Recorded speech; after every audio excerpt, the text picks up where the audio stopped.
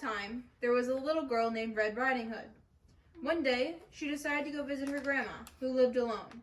Her mother told her to be careful and to not talk to strangers.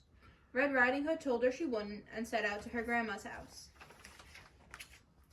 On the way, she stopped and picked some pretty flowers, and a big wolf came up to her. "Hello," she greeted the wolf. The wolf gave her a big toothy grin and said, "Hello, little girl. What brings you to the woods?" "Oh, I'm going to visit my grandma. She lives alone, and I'm bringing her flowers." "That is very nice of you," replied the wolf. "She lives alone?" "Yes, Mother and I don't see her often, because she lives so far away." "Very nice. Well, I should go. It's very late for a wolf like me to be out."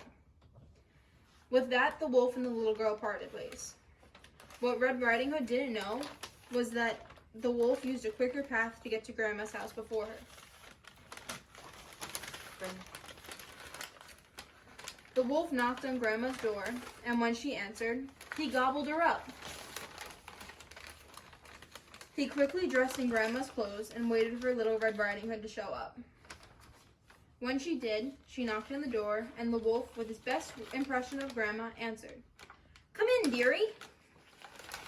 When little Red Riding Hood entered, she noticed how strange her grandma looked.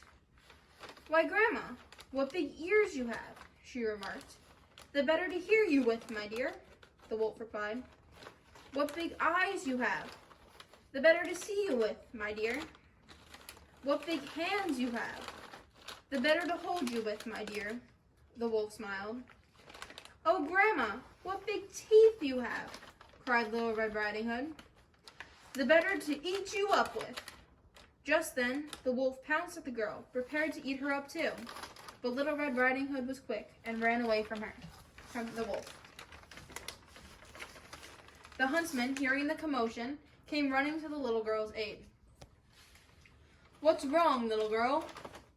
"That wolf ate my grandma, and now he's trying to eat me." The huntsman wasted no time and threw a rock at the wolf.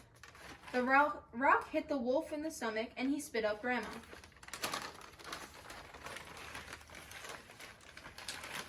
The huntsman fired an arrow at the wolf, striking and killing him. "Well, ladies, that big bad wolf won't be bothering you anymore." Yay!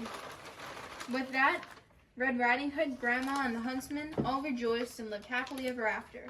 And Red Riding Hood knew to never talk to strangers again. The end.